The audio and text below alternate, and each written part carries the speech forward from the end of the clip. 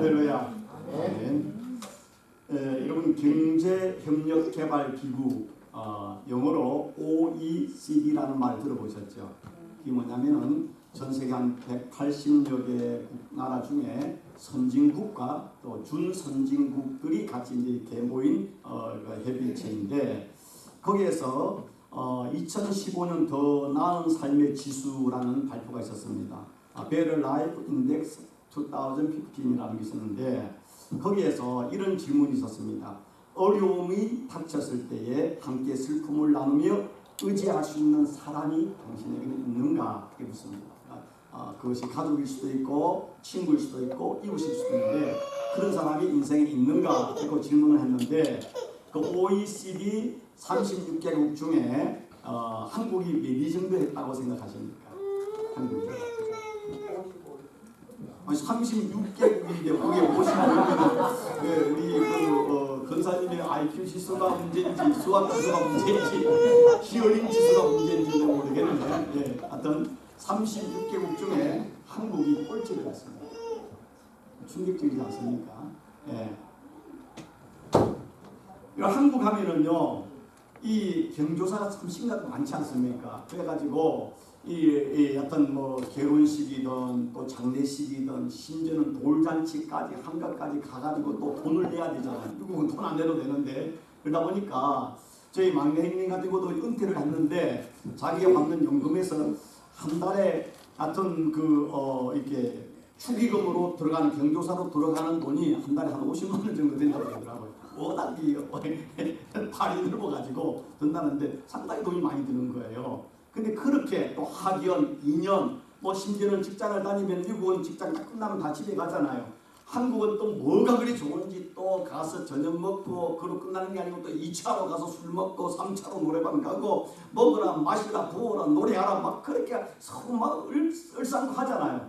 그런데 이 선진국과 준선진국 36개국 중에 한국 사람들이 인생에 가장 힘들고 어려울 때에 정말로 내가 내 마음을 터놓고 이야기하고 의지할 수 있는 사람들이 가장 적은 수치로 나온다는 겁니다. 여러분은 어떻습니까? 인생을 살아가는데 이제 우리가 이렇게 은퇴를 준비하고 노년이 돼가는데 많은 이 노인을 연구하는 이렇게 실버 어떤 제너레이션을 연구하는 사람들의 우리가 은퇴를 준비하고 노년을 준비할 때 여러 가지 중요한 많은 것들이 있는데 그 중에 빠지지 않는 가장 중요한 게 뭔지 아십니까? 마음을 터놓을 수 있는 친구를 준비하라 그랬습니다. 여러분 친구가 없으면 인생은 외롭습니다. 근데 오늘 현대인들을 보면은요 정말로 그 어떤 사회학자가 말했던 것처럼 군중 속에 고독한 현대인입니다. 군중 속에 사람들이 많습니다. 친구는 많지만은 가만히 보면 고독하고 외롭습니다.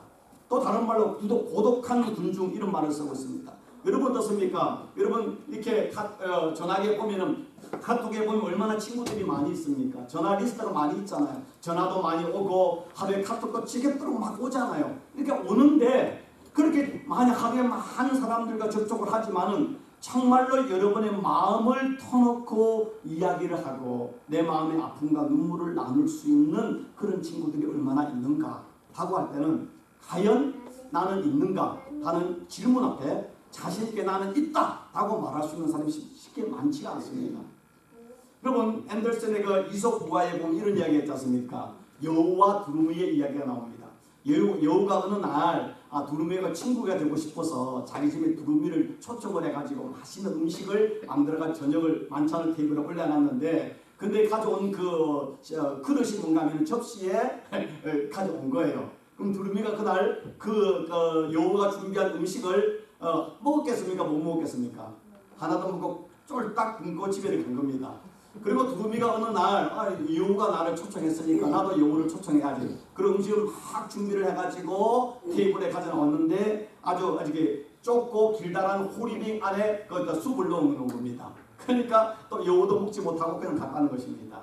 자, 이것이 우리에게 주는 메시지가 뭔가 하면은 결국 여우는 두루미와 친구가 되기 위해서 자기 집에 초청을 했고 두루미도 여우와 친구들이 자기를 초청해서 음식을 줬지만은 각자가 자기 입장에서 자기 관점에서 음식을 준비하고 그릇을 준비함으로 인하여 두 사람은 친구가 되기를 원했지만은 서로가 실망되고 친구가 되지 못했다라는 것을 그 우화를 통해 우리 이야기하고 있습니다. 다른 말로 우리가 오랫동안 서로를 아는 사이, 서로가 또 만난다고 친구가 되는 것이 아니라 얼마만큼 상대의 마음을 공감하느냐가, 공감 지수가 친구를 만들고 인생에 어렵고 힘들 때에 내가 말할 수 있고 위로받을 수 있는 사람이 친구가 될 수 있다고 말을 하고 있습니다. 경제학자였던 제레미 리프킨이라는 사람이 공감의 시대라는 책에 이런 말을 선언하고 있습니다. 이성의 시대는 지나가고 공감의 시대가 도래했다 이렇게 했습니다. 다시 말해서 21세기 1900년대는 이성의 시대라는 것입니다. 지식이 많이 있는 사람, 힘 있는 사람, 능력 있는 사람이 리더가 되고 그런 사람이 인기를 받고 성공하고 행복한 삶을 살았습니다. 그러나 21세기에는 그런 지성과 어떤 이성의 시대가 아니라 감성의 시대라는 것입니다. 감성의 시대. 이 말을 다르게 말하면 얼마만큼 공감하는 공감 능력이 있느냐가 그 사람의 어떤 성공과 리더와 행복의 어떤 중요한 지수가 된다고 이야기하고 있습니다. 공감이라는 것은요, 이것은 어떤 유명한 종교학자는 카렌 암스트롱 말하기를 공감은 종교의 본질이고, 신앙의 본질이고, 공감은 깨달음으로 가는 가장 안전하고 확실한 길이다 그랬습니다. 우리 성경을 읽을 때에도 또 우리가 친구와 말을 할 때 공감 능력이 바로 신앙의 본질이고, 얼마나 공감하느냐가 그 사람의 어떤 믿음으로, 사랑으로, 진리로 나가는 가장 중요한 것이라고 이야기하는 것입니다. 공감 능력은요, 인간의 최후의 보류이고 인간만이 가지고 있는 가장 최고의 능력이 공감 능력인 것입니다. 공감이라는 것은 다른 말로 뭐냐면 하나님이 우리에게 넣어준 이미지 오브 갓, 하나님의 이미지, 하나님의 신성인 것입니다. 오늘 성경 본문에 보면은 마태복음 9장 35절 36절에 말할 때 예수께서 모든 도시와 마을로 두루다니사 그들의 해당에서 가르치시며 천국 복음을 전파하시며 모든 병과 모든 약한 것들을 고치시니라. 이것을 말할 때 예수님의 공생의 3중 사역을 이야기하고 있습니다. 첫 번째가 뭔가 하면 예수님이 가르치셨다. 티칭이죠. 티칭 미니스트리. 두 번째가 뭔가 하면 예수님께서 복음을 전파하셨다. 뭡니까? 프리칭 미니스트리. 하나님의 말씀을 전파했죠. 그 다음에 뭐냐면 모든 병과 약한 것들을 고치셨다. 힐링 미니스트리. 그래서 예수님 공생의 3대 사역입니다. 이걸 통해서 예수는 가장 중요한 마지막 미니스트리가 뭐냐면 십자가의 죽으심으로 온 인류를 구원한 세이빙, 우리를 구원하신 세이빙 미니스트리. 이것이 예수님이 이 땅에 오신 목적인 것이죠. 그런데 예수님께서 이런 모든 걸 하는 능력이 어디서 나오는가 하면은 예수님이 사람들을 가르치시고 천국 복음을 전파하시고 모든 질병들과 약한 것들을 고치시는 가장 중요한 파워가 어디서 나오는가? 한마디로 하나님이시가 나오겠지 라고 말할 수 있지만 사랑에서 나오는 것입니다. 왜냐하면 성경에 말해 하나님은 사랑이시라 그랬지 않습니까? 예수님은 사랑입니다. 사랑이라는 말을 다른 말로 말하면 공감 능력인 것입니다.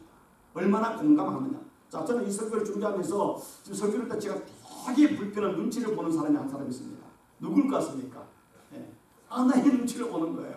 아이고 남편이 마누라한테도 잘하지 이런 생각이 들지 않겠습니까? 제가 설교하는데 제가 어떤 가족들에게 공감 능력이 있어야 되는데 그거이 부족하거든요. 다른 사람에게는 있는데 그런 걸 보면서 저 자신이 설교를 준비하는 가운데 저 자신을 반성하면서 회개하는 또 계기가 되는 것이죠. 그런데 오늘 이 말씀에 예수님이 가르치시고 전파하시고 고치시는 가장 중요한 것이 무엇인가 하면 가장 중요한 능력이 사랑인데 그 사랑을 36절에 이렇게 이야기하고 있습니다. 무리를 보시고 불쌍히 여기시니 이는 그들이 목자 없는 양과 같이 고생하며 피진합니다. 뭡니까? 예수님께 오시는 그 어떤 많은 가난한 사람들, 병든 사람들, 지친 사람을 바라볼 때 그들을 보면서 불쌍히 여기셨다. 다른 말로 공감하셨다는 것입니다. 공감하셨다는 것입니다. 그래서 이것을 영어 성경에 보면 뭐라고 이야기하냐면 He had compassion on them. compassion이란 말, 이 말을 긍휼히 여겼다, 불쌍히 여겼다 이런 말이 되는 것이죠. 이 말을 다른 말로 말하면 공감하셨다는 것입니다. 이 말이 영어서 헬라에 보면 스프랑크 조마이라는 말을 쓰는데 이 말의 원뜻이 뭔가 하면은 애간장이 끓는다, 창자가 끊어지도록 예수님께서 나오는 사람들의 그 경제적으로 가난함, 그들의 질병으로 고통함, 또 로마로부터 또 유대의 어떤 타락한 종교로부터 착취당하면서 지치고 힘들어하는 그들의 모습을 볼 때 그들의 한순간 눈물과 두려움과 고통과 상처와 트라우마를 보면서 예수님도 똑같이 애간장이 끊어지는 듯한 고통을 느끼셨다는 것입니다. 공감하셨다는 것이죠. 예수님 공감하셨다는 것입니다. 이 compassion이라는 말을 할 때요, He had compassion on them 했는데, 예수님이 오늘 예배에 나온 우리를 바라볼 때도, 예수님이 우리가 예배에 나오는 여러분을 볼 때 사랑스레 보시면서 compassion, 국률이 여기시는 것입니다. 이 compassion이라는 말이 뭡니까? come, C-O-M 뭡니까? together, 함께라는 뜻입니다. 패션이 뭡니까? 고통. 예수님이 우리의 고통을 같이 느끼신다, 이런 말입니다. 이 compassion이라는 말을 또 다른 영어 성경의 번역본에 보면은 sympathy라는 말을 쓰고 아니면 empathy라는 말을 쓰고 있지 않습니까? 발음이 안 좋아 죄송합니다. 예, 근데 sympathy라는 말을 쓸 때 앞에 S-Y-M 이것도 뭡니까? 이 말도 together, 함께라는 뜻이죠. 그 다음에 party 이 말이 뭡니까? 느낌이죠. 느낌. 같이 느낀다는 것입니다. 이 말보다 더 강력한 empathy라는 말을 쓰는데, 이거 이 말은, 이 empathy라는 말 독일어 말하면 einfühlen이라는 말을 쓰는데요. ein은 속으로, 안으로라는 뜻이고요. fühlen, 느낀다는 것이죠. 그러니까 뭐냐면 공감이라는 것은 내가 저 사람 안에 들어가서 저 사람의 마음을 같이 느끼는 것입니다. 예수님께서 그 오는 우리를 보시면서 그들의 마음속에 들어가셔서 그들의 마음을 느끼시며 같이 아파하시고 슬퍼하셨다는 것입니다. 자, 그렇다면은 예수님께서 오늘 설교 제목에 공감하시는 하나님이신데 어떻게 우리의 삶에, 우리 인생에 하나님이 공감하실까? 저는 여러분 잘 아는 어떤 도사성어를 가지고 이야기하려고 하는데, 젊은 친구들은 이 말을 알지 모르겠습니다. 역지사지, 역지사지. 민지는 알지? 예. 참동행진 이 말 무슨 말 알아요? 미국에 온 지 몇 살 때 왔어? 그런데 이 말을 알아? 나는 50대에서 알았는데. 야, 천재다, 천재야. 예, 역지사지. 예, 역지사지가 뭡니까? 앞에 역자가 바꿀 역자잖아요. 지자는 땅 지자를 씁니다. 그 다음에 사자는 생각사잖아요. 생각사. 그 다음에 뒤에 지자는 그냥 그 문장이 있는 건데, 그러면 바꾸어. 땅지라는 말을 썼을 때는 이 말의 의미는 뭐냐면 처지, 환경이죠. 그러니까 환경과 처지를 바꾸어서 생각한다. 그게 뭐냐면 내 입장에서 상대방을 생각하는 것이 아니라 상대방의 입장에서 상대를 이해하는 것. 이 역지사지잖아요. 예수님께서 우리에게 공감하실 때 예수님은 역지사지의 예수님입니다. 역지사지. 여러분, 인간은요, 내가 누구를 이해한다, 공감한다 하지만은 인간은 뼛속 깊이 태생적으로 인간은 이기적 존재입니다. 여러분, 부부일지라도, 아니 쌍둥이를 타고나도요, 같이 엄마의 뱃속에서 10개월 있다가 1분 차이로 와서 똑같은 얼굴을 가졌어도 쌍둥이일지라도 서로의 마음을 이해할 수 없습니다. 자기 생각에서, 자기 관점에서, 자기 욕심에서, 자기의 자존심으로 우리는 이해를 하잖아요. 그게 이해가 안 되죠. 다툼이 일어나죠. 또 부부가 같이 평생을 같이 살아도요, 할마다 하는 게 뭡니까? 인류의 평화를 해서 진리냐 아니냐, 이가 싸우는 게 아니에요. 서로 감정을 이해 못한다고 그 때문에 싸우는 거 별것도 아닌 거예요. 옆에 있는 다른 사람이 보면 왜 저같이 싸우나 하지만은요, 다 그렇게 유명한 철학자일지라도, 유명한 성직자일지라도, 유명한 무슨 대학 교수일지라도 부부 싸움하는 거 보면 다 아더미치요. 똑같은 이야기예요. 결국 뭐냐면은 서로 상대방의 마음을 조금만 헤아리면 되는데 그 못 헤아려가지고 별것도 아닌 것 같이 싸우면서 죽느니 사느니 이혼하니 많이 하지 않습니까? 조금만 이해하면 되는데 그걸 못하지 않습니까? 왜 인간 자체는요, 남을 이해할 수 있는 존재가 아니에요. 이기적인 존재인 것입니다. 그런데 예수님께서는 정말 죄로 인하여 고통하고 또 절망하고 이 땅에서 수고하고 무거운 짐을 지고 허죽거릴 때 우리를 이해하시는데, 예수님 자체가 어떤 분입니까? 전능하신 분이잖아요. 전지하신 분이잖아요. 모든 걸 창조하시고 아시는 하나님의 본체이신데, 예수님은 하나님의 보좌에서 인간을 이해할 수 있는 분이잖아요. 다 아시는, 우리의 머리끝까지 세신 분이잖아요. 근데 예수님께서는 우리를 이해하시기 위해서, 우리 마음을 이해하시기 위해서 하늘의 보좌에서 다 알 수 있음에도 불구하고 하늘의 보좌를 버리시고 이 땅에 인간으로 오신 것입니다. 우리의 모습으로 낮아지신 것입니다. 우리의 모습 정도가 아니라 이 땅에 종의 형체로 와서 제자들에게 발을 씻기면서 더 낮아진 자리에서 우리를 바라보는 것입니다. 여러분 그렇지 않습니까? 아이가 아프고 힘들 때요, 부모와 서서 하는 게 아니라 아이가 앉아있으면 부모는 무릎을 꿇고 그의 눈을 바라보면서 이야기하잖아요. 그게 뭡니까? 그의 눈높이보다 낮아지는 것이죠. 언더스탠딩은 이해한다는 게 뭡니까? 우리는 언더스탠딩이 아니라 어버스탠딩입니다. 우리가 뭔가 판단자가 되고 판사가 되고 심판 검사가 되고 카운슬러가 되고 선생이 돼가지고 상대 이야기를 우리는 그 이야기를 옳고 그름 우리는 적지하려고 그러잖아요. 그런데 예수님께서는 하나님이기 때문에 인간을 심판하시고 인간의 옳고 그름을 판단하는 판단자임에도 불구하고 이 땅에 인간으로 오셔서 인간보다 더 낮은 종의 형체에서 우리를 이해하시는 분이십니다. 그렇기 때문에 예수님은 이해 못할 것이 아무것도 없어요. 우리는 우리 자신을 이해하지 못합니다. 따로 자기 자신의 실망하면 내가 왜 이럴 수밖에 없을까 하는데 예수님은 우리를 보면서 야 그럴 수도 있지. 아 그랬구나. 우리가 누군가의 관계 속에서 좋은 관계, 공감의 관계를 하기 위해서는요. 우리는 많은 가운데 내 생각과 관점으로 상대를 이해하니까 어떻게 저 사람이 내게 이럴 수가 있어?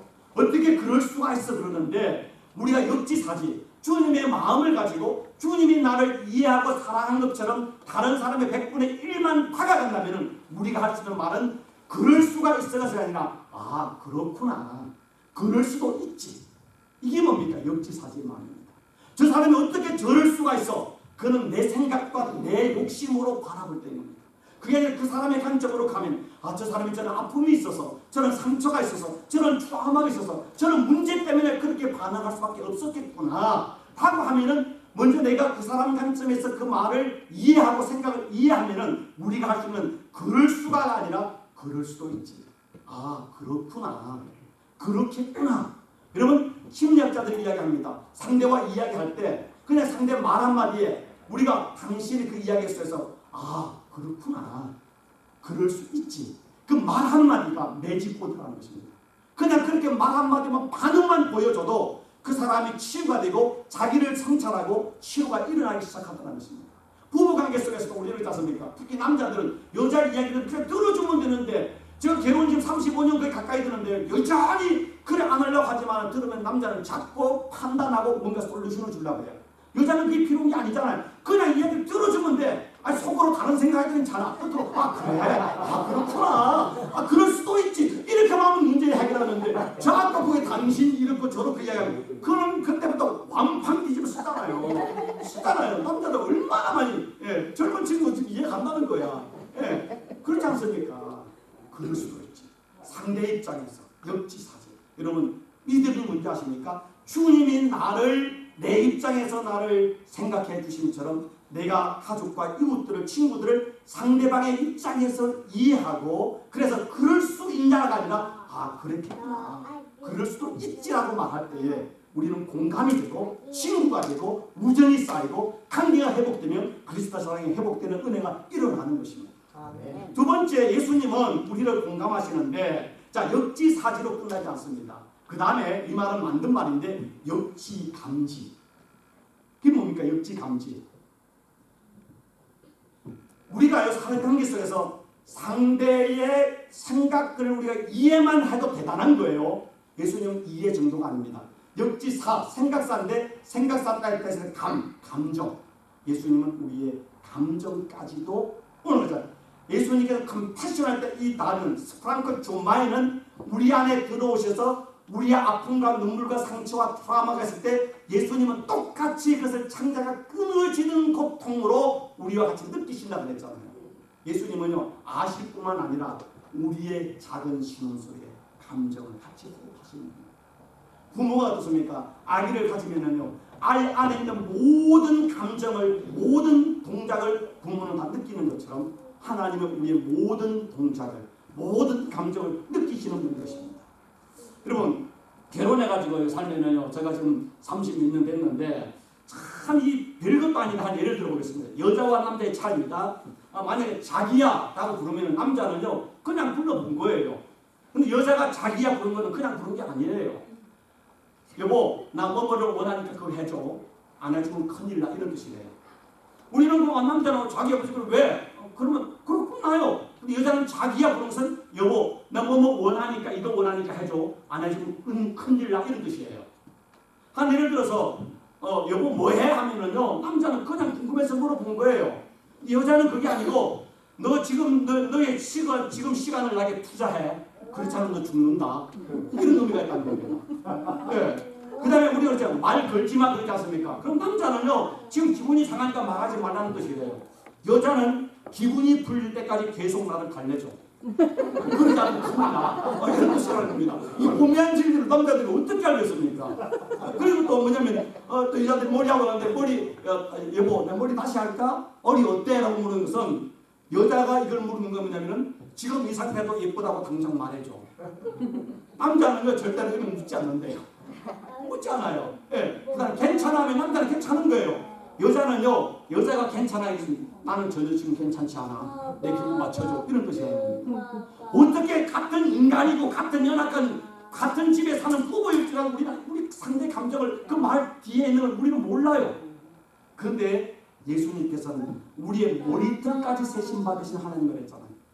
예수님은 우리의 감정, 어느 너머에 있는 우리의 아픔, 우리의 두려움, 우리 상처를 아시는 분이 예수님이십니다.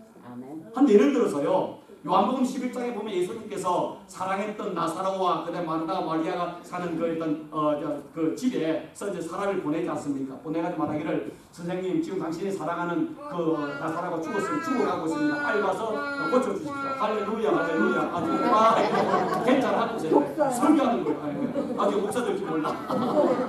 네, 좋아요. 네. 그러는데 예수님께서 그 소리를 듣고 난 뒤에 성경에 보면은 요한복음 11장 6절에 보면은 예수님께 이틀을 곳에 더 유하게 들었습니다. 자기 모두가 보게 돼 예수님 특별히 사랑하는 그 베다니의 나사로의 가정에 나사로가 지금 병들어 죽게 됐으면은 내가 그러면 만일을 제치르고 지금 마라톤을 뛰어갈 거 아니겠습니까? 예수님이 그 이야기를 듣고 이틀을 더 일부러 유했어요. 그러고 난 뒤에 걸어서까지 가니까 이미 나사로는 죽어가지고 어떻게 했습니까? 무덤에 가지 3일이었습니다. 아니 썩은 냄새가 나는 겁니다. 그러니까 마르다와 마리아가 선생님 조금만 빨리 왔으면 우리 오빠가 살아날 걸 느껴보세요 이렇게 됐습니다. 원망하지 않습니까? 좀 슬퍼하지 않습니까? 그런데 예수님은 아시잖아요. 지금 무덤에 가서 나사로야 나오너라 하면은 나사로가 지금 무덤에서 나오는 걸 예수님이 알고 계시잖아요. 그러면은 마르다와 마리아가 얼마나 기뻐하고 축제가 일어나고 또 나사로 살아났을 때 얼마나 기쁘겠습니까? 그럼 내가 같으면 세심의 미소를 지면서 야 조금만 기다려 괜찮아 뭘 그렇게 슬퍼해 그러면서 씩 웃으면서 내가 살려줄게 이래 할 것 같아요. 근데 예수님께서 여기 보면 뭐라고 이야기하면 요한복음 10장 33절 이하에 보면 예수께서 그가 우는 것과 또 함께 온 유대인들이 웃는 것을 보시고 심령의 피통이 여기시고 불쌍히 여기사 그 다음에 예수께서 눈물을 흘리시다. 여기 아십니까? 지금 예수님 곧 살려줄 거예요. 지금 나사로가 죽어서 3일 때까지 예수님이 기다린 거예요. 그걸 통해 십자가에 죽으시고 부활의 주님을 대표로 보여주는 지금 사건을 벌일 거예요. 예수님은 슬프지 않을 수밖에 없는 거예요. 그런데 그 앞에서 마르다와 마리아가 또 이웃들이 슬퍼하는 모습을 보면서 예수님 마음이 다 비통하다. 슬픔을 믿자. 통증을 느끼고 슬픔의 고통을 느끼면서 불쌍히 여기시면서 눈물을 흘리셨다. 왜 눈물을 흘렸겠습니까? 야 임마 내가 믿으면 하나님을 본다 이러면 내가 살려줄 때 염려하는 이게 아니라 그 나사로 죽음 앞에서 울고 있는 마르다와 마리아가 그 조시를 품하고 지금까지 살아왔던 아픔과 눈물 이게 다 보이잖아요. 그 울음 속에 있는 저들의 연약함들 상처들을 보면서 예수님께서 그들이 왜 우는지를 다 알죠. 탄소나 오빠의 죽음을 넘어서 인생의 수고하고 무거운 짐으로 허우적거리는 그런 모습을 보잖아요. 그걸 보니까 예수님께서 또 눈물이 나는 거예요. 슬퍼지는 거예요. 그게 바로 주님입니다. 여러분 우리는요 한 예를 들어서 오늘도 우리 임봉희 집사님이 아프셔서 교회 못 나오셨는데 임봉희 집사님 저희 집하고 그 조그만 호수 가운데로 앞쪽 있잖아요. 그러니까 저는 딱 보면 지금 몇 시에 지금 주무시는구나 안 주무시는구나 아침에 일어나면 불이 켜진 거 안 켜진 다 보이거든요. 그 보통 보면은 새벽에 나올 때 불이 꼭 켜져 그러는데 요 최근에는 이제 약을 먹으니까 안 켜져 불이 안 켜져 있어요. 그러면은 이제 저녁에도 몇 번은 카톡을 보내면서 집사님 참 겨울 긴 밤에 또 고통으로 힘드실 때 편안한 잠 주무세요. 예수님 꿈꾸세요. 그걸 제가 카톡을 보내면 또 와요 이렇게 조금이라도 이뤄드리고 싶어서. 그런데요 저는 어떻겠습니까? 성도와 목사인데도 성도가요 아파가지고 금세 그 어떤 가게뼈가 부러져가 잠도 못 주무는데요 저는 코 골고 자요. 그게 인간이에요. 가족이 힘들어도요 아프지 힘들게 하지만은 우리는요 돌아서면 배고파서 먹고 싶고 뭐 먹을까 생각하고요 나는 피곤한 잠 자는 게 인간입니다. 절대 내가 힘들고 눈물을 흘릴 때 그 순간은 옆에서 와서 동정하지만은 진짜 내 마음을 공감해서 같이 울어줄 정말 역지 감시할 수 있는 사람이 어디 있습니까? 이 세상에 없어요. 찾지 마세요. 실망해요. 남편이라고 자식이라고 아버지라고 뭐 부모라고 천만의 만번의 공통입니다. 우리의 마음을 아시고 같이 눈물을 흘려 주시는 분이 누군가 하면은 바로 하나님, 우리 예수님뿐이 없는 거예요. 예수님 안에 안식을 찾으셔야지, 예수님 빼고 다른 데서 뭔가 공정과 공감을 살려고 하면은요, 우리는 실망할 수밖에 없는 것입니다. 그럼에도 불구하고 우리가 정도의 차이는 있잖아요. 단 5분이라도, 단 10분이라도 잠을 자면서도 잠깐 깨서 하나님, 우리 그 성건이 힘든데 좀 고쳐주세요. 잠 자제. 우리는 할 수도 있잖아요. 근데 우리가 뇌를 연구하는 사람들이 말하는데 우리 뇌 안에 거울 신경세포라는 게 있답니다. 미로 뉴런이라는 게 있다는 것입니다. 그게 뭐냐면은 한 예를 들어서 TV에 영상을 보면 어떤 사람이 어떤 사냥을 하다가 어떤 아주 좁히는 가시에 확 찔려가지고 고통하는 걸 보잖아요. 그러면 우리가 그때 그 사람은 당연히 고통을 느끼니까 막 뇌가 자극하지 않습니까? 근데 그걸 바라볼 때요, 자기는 찔리지 않았지만 그걸 지금 TV를 통해 보고 있는 사람의 뇌를 봐도 똑같은 자극이 일어난대요. 이게 공감이죠. 막 상대가 막 자신, 예를 들어 동물의 세계를 봤는데 동물이 보니까 어떤 어린 사자가 다른 뭐 하이에나한테 막 잡혀 죽는 그런 걸 보잖아요. 그러면은 내 자식도 아니고 동물이에요. 그런데 특히 여자들은 그걸 보면 마치 내 자식을 잃어버린 것처럼 막 슬픔의 어떤 모습이 나타나잖아요. 그 안에 네가 똑같은 반응을 하나요? 이 공감 능력입니다. 그러니까 모든 동물도 있지만은 사람이 특별히 하나님이 그 공감 능력을 엄청나게 줬는데, 이 공감 능력은 이것은 사용할수록 개발되고 사용하지 않으면 이것이 퇴화된다는 것입니다. 퇴화된다는 것입니다. 근데 이 공감 능력, 이게 얼마나 중요하면 21세기는 경쟁의 시대고 이성의 시대고 정보의 시대고 지식의 시대라면 21세기는 이미 여러분 컴퓨터나 인공지능이 인간의 수십만 배 앞으로 수백만 배 더 많은 지식과 정보를 가지고 있을 겁니다. 아무리 인간이 아인슈타인 이상의 천재가 돼도요, 그 슈퍼컴퓨터의 어떤 컴퓨터가 가지고 있는 것을 따라갈 수가 없습니다. 21세기 하도는 뭔가 하면은 그 아무리 인공지능이 생기고 컴퓨터가 발달해도 컴퓨터와 인공지능이 할 수 없는 게 있다는 그게 뭐냐면 공감하는 능력입니다. 공감의 능력을 가지고 얼마나 인포메이션을, 얼마나 정보를, 얼마나 과학을 활용하고 창조하고 얼마나 서로를 공감하고 사랑하느냐가 21세기의 승리의 항복의 키가 된다고 모든 인류학자들이 이야기하고 있습니다. 근데 그 공감의 핵심이 뭐냐면 예수님이십니다. 예수님. 근데 예수님께서 마태복음 11장에 말하기를 이 시대는 무엇으로 비교할까? 아이들이 장터에서 제 동무들을 불러 이르되 우리가 너희를 피려를 부르도 너희가 춤추지 않고 우리가 슬피 울어도 너희가 가슴을 치지 아니하는가? 공감하지 않습니다. 상대는 지금 슬퍼하고 지금 슬퍼서 피리를 울면 장례를 해도 아이고 너는 죽었냐? 나는 내일 이렇게 가는 시대. 이 공감 능력을 상실한 것이 이것이 바로 우리 영혼이 화인 맞은 것입니다. 인생의 참 행복을 모르는 것입니다. 예수님께서는 그러한 우리를 찾아오셔서 말씀하시기를 로마서 12장 15절에 즐거워하는 자들과 함께 즐거워하고 우는 자들과 함께 울라. 역지감지죠. 역지사지를 넘어서서 그 사람의 입장에서 같이 감정을 느낄 때 우리는 친구가 되고, 주님이 나를 그렇게 느껴짐을 깨달을 때 우리가 주님의 제자가 되고 주의 은혜를 경험하고, 주의 그 은혜를 경험한 사람이 다른 사람에게 같이 울어줄 때 다른 사람에게 우리는 작은 예수가 되어서 그들에게 눈물을 닦아주는 우리는 그리스도의 증인된 삶을 살아가게 되는 것입니다. 마지막 세 번째, 예수님께서는 역지사지, 상대의 마음을 알고 감정을 공유하고 그 다음에 예수님은 세 번째가 뭔지 아십니까? 역지행지입니다. 내 생각에서 행동하는 것이 아니라 상대방의 감정을 알고 그거로 그만 슬퍼하는 것 끝나지 않고 저 사람이 무엇이 필요한가? 저 사람한테 내가 무엇을 사줄 수 있는 것이 있을까? 남에게 대접을 받고자 하는 대로 남이 필요하면서 대접하라 그랬지 않습니까? 예수님이 땅에 인간으로 오셨고 그들 병든 자를 치료하여 주시고 가난한 자를 먹을 것을 주시고 그들을 위로하시고 말씀을 주실 뿐만 아니라 예수님 마지막 십자가에 온 인류의 죄를 위해서 자기 몸을 죽이시기까지 우리를 사랑하는 역지행지의 삶을 살았습니다. 이 세상에 수많은 종교가 있고 수많은 의로운 자들이 있고 수많은 선한 사람들이 있지만 그들은 사람들의 마음의 아픔을 이해하고 그들을 위로하고 그들의 감정을 같이 공유했지만은 그 누구도 나를 위하여 자기 자신의 몸을 희생하고 죽어주는 사람은 아무도 없습니다. 예수 그리스도만이 우리의 죄를 위해서 같이 슬퍼하실 뿐만 아니라 우리의 죄를 용서하고 하나님의 존귀한 자녀로 구원하기 위해서 십자가에 죽기까지 우리를 사랑하는 역지행지까지 가셨습니다. 그 사랑을 우리가 구원을 받고 오늘도 소망 중에 살아갈 수 있는 것이죠. 믿음은 공감하는 것입니다. 생명력은 공감의 능력이고 모든 종교와 문화의 최고는 다른 사람에 대해서 공감할 때 하나님의 신성이 나타나고 그의 진정한 사랑과 진정한 공의와 진정한 치료와 진정한 친구와 진정한 행복이 경험되어지는 것입니다. 사랑하는 성도 여러분, 이 땅에서 예수님 같은 분 없습니다. 예수님만이 우리 마음의 아픔을 아실 뿐만 아니라 우리 안에 눈물과 상처를 같이 아파하시고 작은 신음에도 같이 눈물을 흘려주실 뿐만 아니라 내가 할 수 없을 때 나를 대신해 십자가에 죽기까지 우리를 사랑하시고 우리를 구원하시는 하나님이십니다.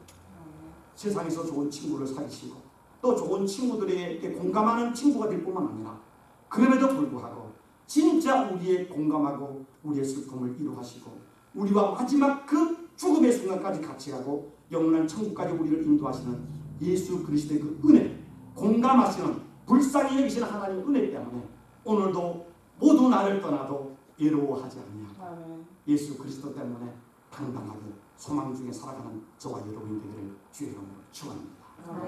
기도하겠습니다. 좋으신 하나님 감사합니다. 죄로 인하여서 죽을 수밖에 없을 때 주님은 하나님의 입장이 아니라 죄인된 인간의 모습으로 이 땅에 오셔서 우리를 이해하시고 우리의 아픔과 눈물과 두려움을 같이 고통하시며 우리의 모든 죄와 우리의 모든 수가 무거운 짐을 다 없애주시기 위하여 십자가에 죽기까지 우리를 사랑하시는 역지사지, 역지감지, 역지행지의 우리의 공감의 친구가 되시고 구주가 되어 주셨습니다. 이제는 모두 나를 떠날지라도 어떤 사람들이 나를 이해하지 못하고 억울하게 나를 음해할지라도 예수님이 우리의 좋은 친구라는 사실을 기억하고 영원한 구주라는 사실을 기억하고 낙심하거나 원망하거나 변명하지 아니하고 당당하게 소망 중에 살아가며 그 사랑으로 다른 사람들을 이해하고 같이 아파하고 그들에게 그리스도의 사랑을 전할 수 있는 작은 예수의 삶을 살아가는 거룩한 교회와 성도되는 참 은혜, 참 진리, 참 사랑의 사람으로 축복하여 주시옵소서. 예수 그리스도 이름으로 축복하고 기도하옵나이다. 아멘.